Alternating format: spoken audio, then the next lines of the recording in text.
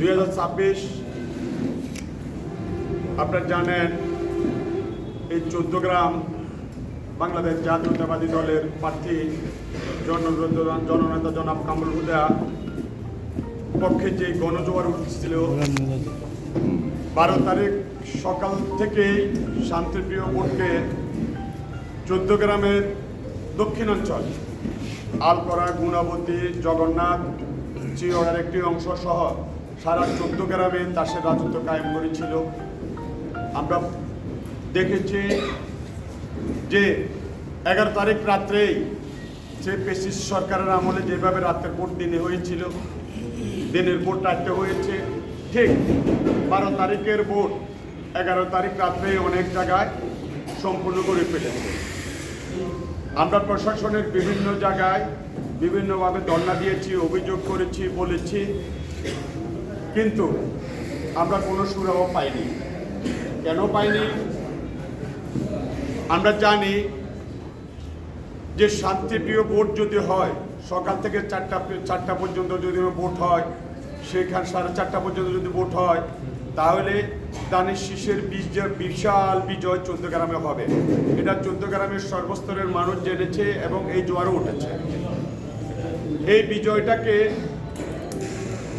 নস্যাৎ করার জন্য প্রশাসনের ছত্রছায়ায় জমাতেও বিভিন্ন সন্ত্রাসী দেশীয় অস্ত্র, আগ্নেয়াস্ত্র সহ আমাদের নেতা কর্মীদের বাড়িতে রাতের অন্ধকারে তাদেরকে জিম্মি না জাস্ট তাদেরকে অবরুদ্ধ করে, তাদেরকে অস্ত্রর হুমকি দিয়ে আমাদের অনেক এজেন্টকে রাত্রেই সরিয়ে নিয়েছে।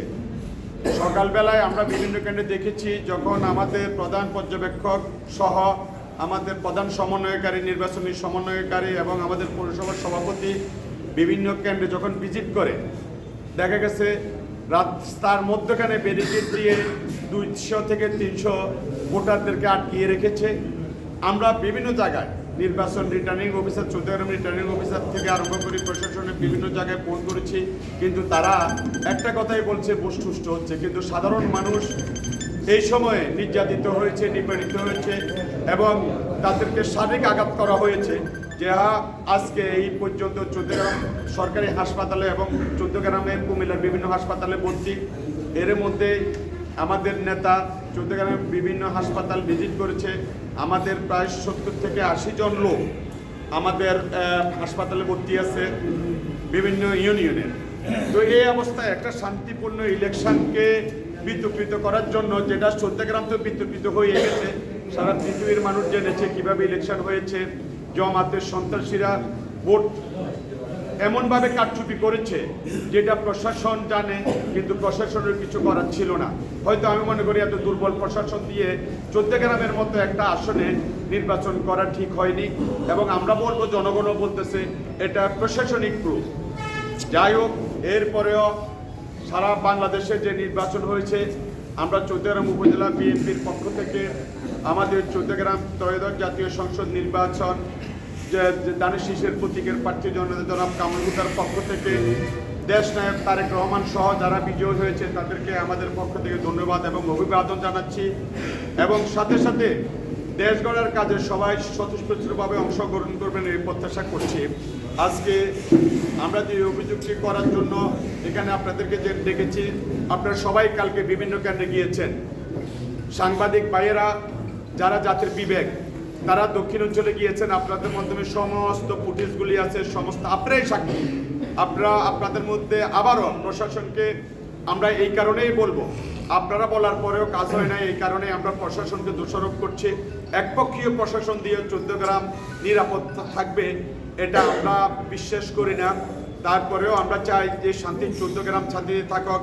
নির্বাচন পরবর্তী যাহা ঘটেছে সেটা আমাদের পৌরসভায় এটা অত্যন্ত দুঃখজনক এবং মর্মাহত হচ্ছে। আমরা আমাদের পৌরসভার 6 নং ওয়ার্ড, আমাদের প্রধান নির্বাচনী এজেন্ট পৌরসভার জনাব মফিজ কাউন্সিলরের বাড়িঘর ভাঙচুর করা হয়েছে, হামলা করা হয়েছে। তার বাড়ির ছেলে থেকে আরম্ভ করে তাকে এবং তার পরিবারের মহিলাদেরকে অকথ্য ভাষায় গালিগালাজ করে হামলা করা হয়েছে।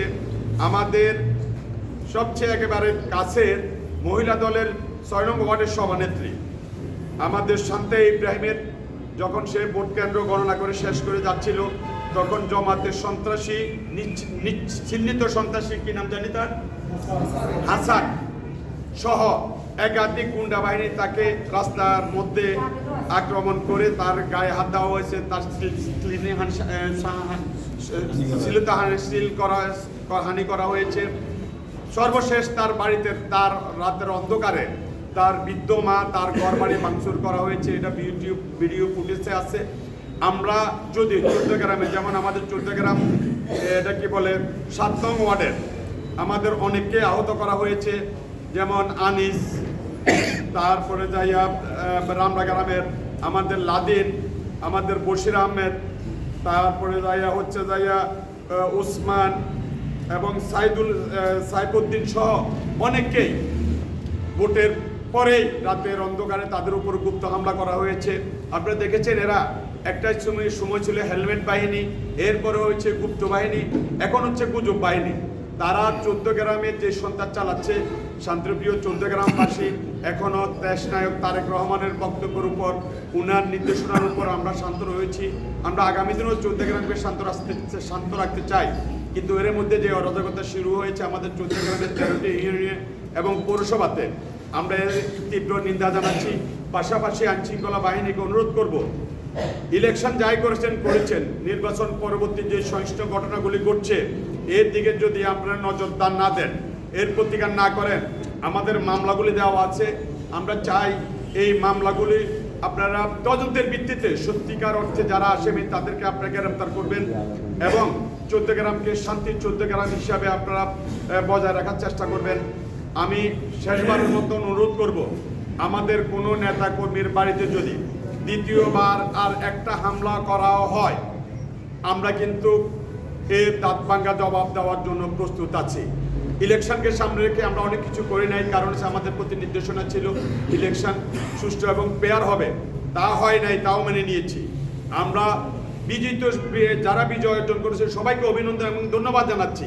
আমাদের চৌদ্দগ্রাম যারা বিজয় অর্জন করেছে তাদের মনে জানা আছে তারা কিভাবে বিজয় অর্জন করেছে, তাদের কারচুপি তাদের জানা আছে, তাদের ভোট ডাকাতি জানা আছে। এই কারণে তারা চৌদ্দগ্রামবাসীকে এখনো ধন্যবাদ জানাতেও পারেনি। এরপরেও আমরা চাই ওনারা যেভাবে বিজয় হয়েছে, কিন্তু চৌদ্দগ্রাম মানুষ যাতে আগামীতে শান্তিতে থাকে, এটা সাংবাদিকবাদের মাধ্যমে দেশবাসী এবং কুমিল্লার সকল প্রশাসনকে, চৌদ্দগ্রামের প্রশাসনকে অনুরোধ করব, আর কোনো বিশৃঙ্খলা যদি ঘটে তাহলে এর জন্য আপনারা দায়ী থাকবেন। সবাইকে ধন্যবাদ। আসসালামু আলাইকুম ওয়া রাহমাতুল্লাহি ওয়া বারাকাতুহু।